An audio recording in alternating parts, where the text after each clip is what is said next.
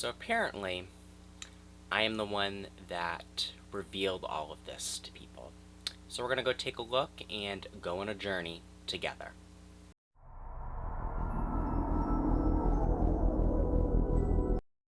Hello everyone, I'm Justice Graves. This is my YouTube channel and welcome. I'm also posting this onto my locals at justicegraves.locals.com.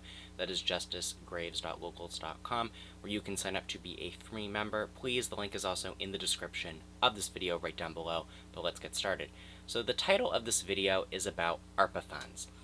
ARPA funds and how the states are using them basically to push critical pedagogy and social emotional learning and equity, whatever definition of equity each state has come up with that either fits a political agenda or doesn't.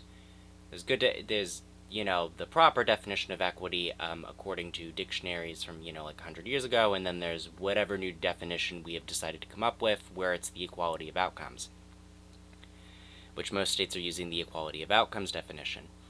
So earlier today, let's just kind of back up. How did I get to this point where I'm talking about this particular topic today? So, because this was not what this video was going to be about, and this was not going to be the next video that I pushed out.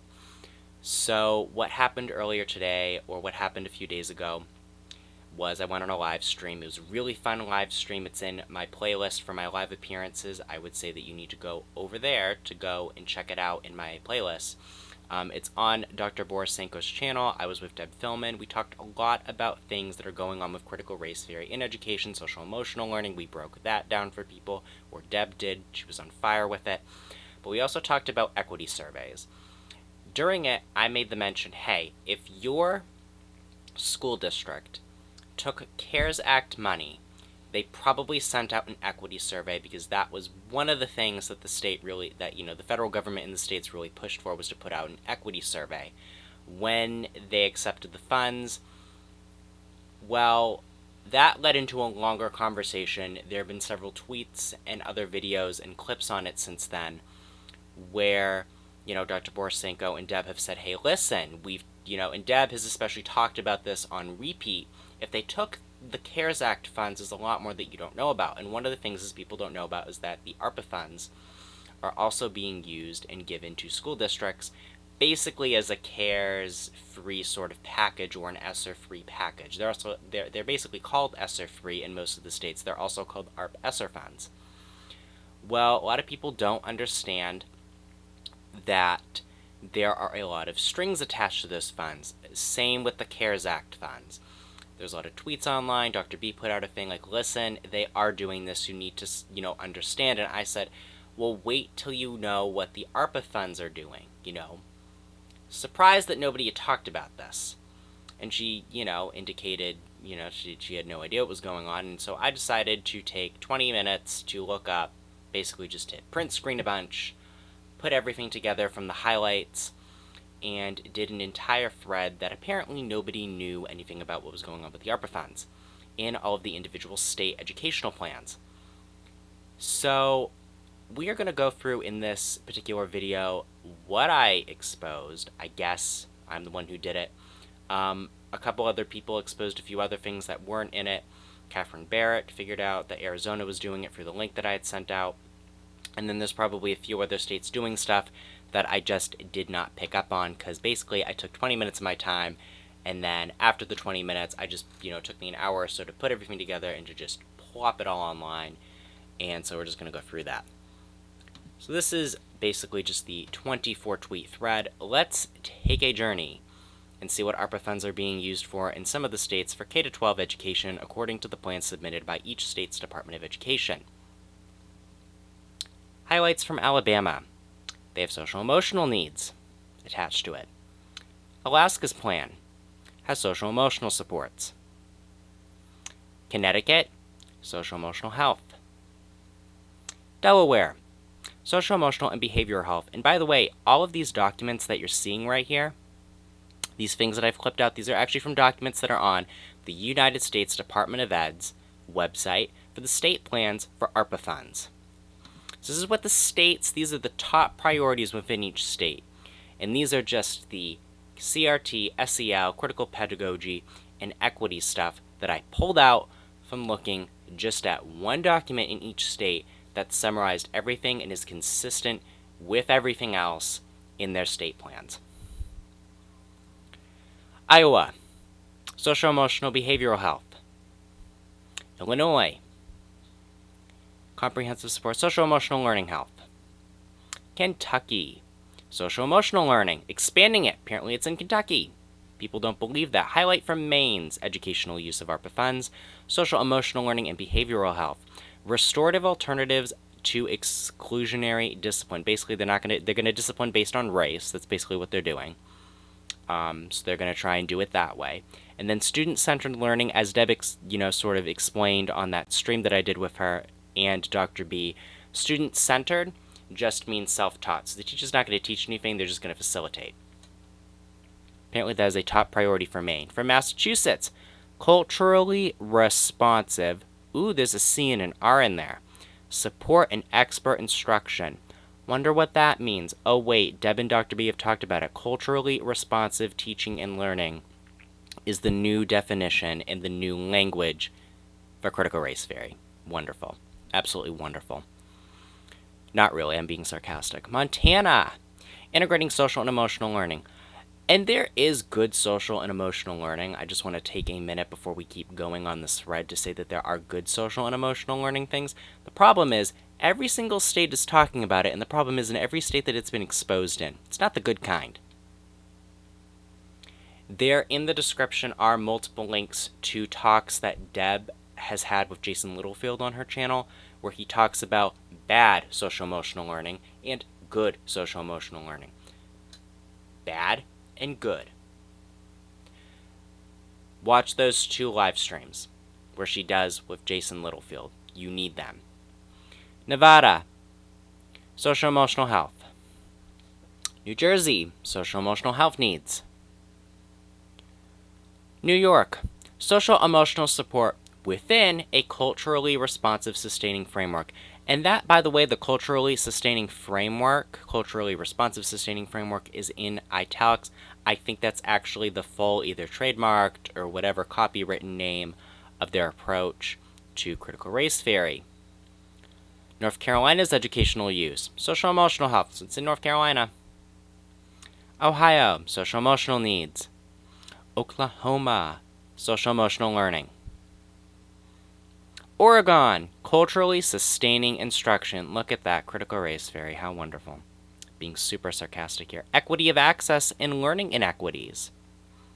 So equality of outcomes, that's what Pennsylvania's going for. Rhode Island, addressing equity gaps.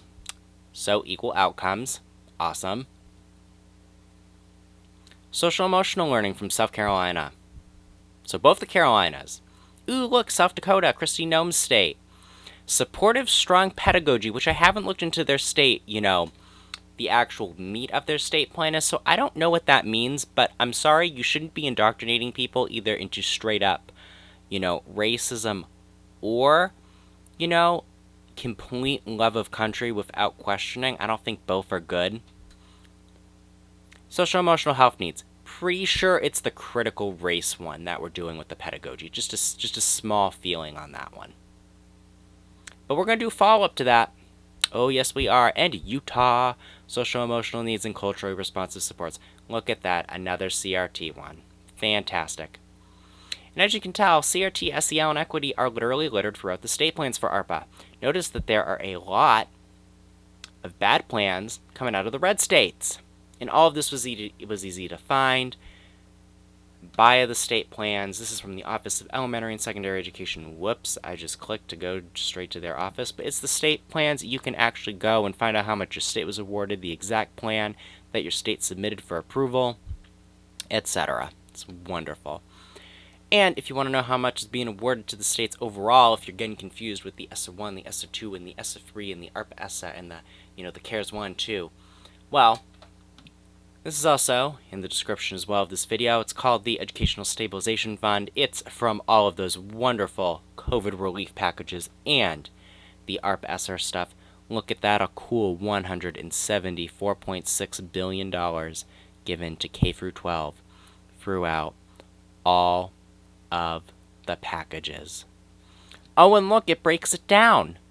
13.3.23 billion given by CARES 1, 54.31 billion given by CARES 2, and a sweeping 107.04 billion from that sweet, sweet ARPA money that Biden signed. Isn't that wonderful? Now, I want to be very clear here that we're just talking about the educational component to all of this, which means that your towns and cities also took regular money from ARPA. Those funds do not, as far as I'm aware, have attachments to this. Just if the school says yes, because that's a separate, there's a separate funding source. They're typically, if your town or city is taking ARPA funds, they're just calling it the ARPA funds.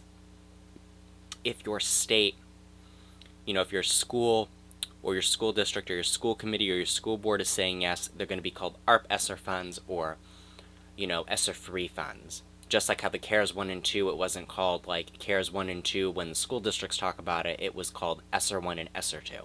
So they're doing it differently because both come with different requirements. What towns and cities get to do with it, like redoing roads, redoing buildings, hiring staff, etc., those are different requirements under the law for municipalities compared to a school district, which I think people really need to understand. Difference between a town and a school district's requirements. So just want to get that out there. So apparently, like I said, nobody thought to talk about this. If you want to read all the state plans, go right ahead. I'm sure you're going to find more information. There's a lot of ugly stuff in some of these. It's not good. It's basically as much as what we've been talking about. And again, this is just surface level researching. This is literally what I just showed you is what the states and the federal government are saying are the highlights for those plans basically by their own word. I mean, several of them outright use the language critically responsive. And we all know what that means at this point, especially if you've been watching for this video and you've been listening, but also if you're a fan of Dr. B and Deb Philman's channels. So I'm going to also put the link to the tweet that I put out in the description. Take a look at everything. If this is not proof enough of what's going on with this administration, because we're going to go back and look at HR 400 and HR 1814, which is the original talk that I did with Dr. B and Deb Philman, you need to understand that there's even more legislation in the works with regards to this stuff. I don't know how you can justify public education at this point, or even private education, because private educational institutes are taking the ARPA money too. They're taking the ESSER money as well. This is not a drill anymore. I don't know what else I need to tell you, but you need to come to your own conclusions and figure out what you want to do in this situation. Like, share, and subscribe if you like this content. I hope that this was informative. I hope that this was interesting for everybody, and I don't really know. I kind of knew. I mean, I knew that this was already there, and then I looked and it took 20 minutes, so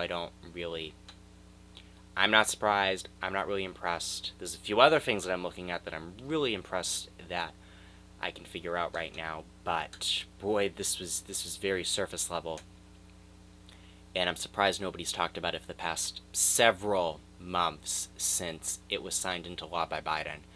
So, I don't know. That's all I have to say. Join my locals community. You can join for free, where you'll get alerts to stuff like this, and you will also get other perks just being a free locals member, although you can be a paid premium subscriber as well. That is at justice.locals.com. Justice.locals.com is also in the description, and I hope you have a good rest of your day whenever you're watching this. See you soon. Thank you.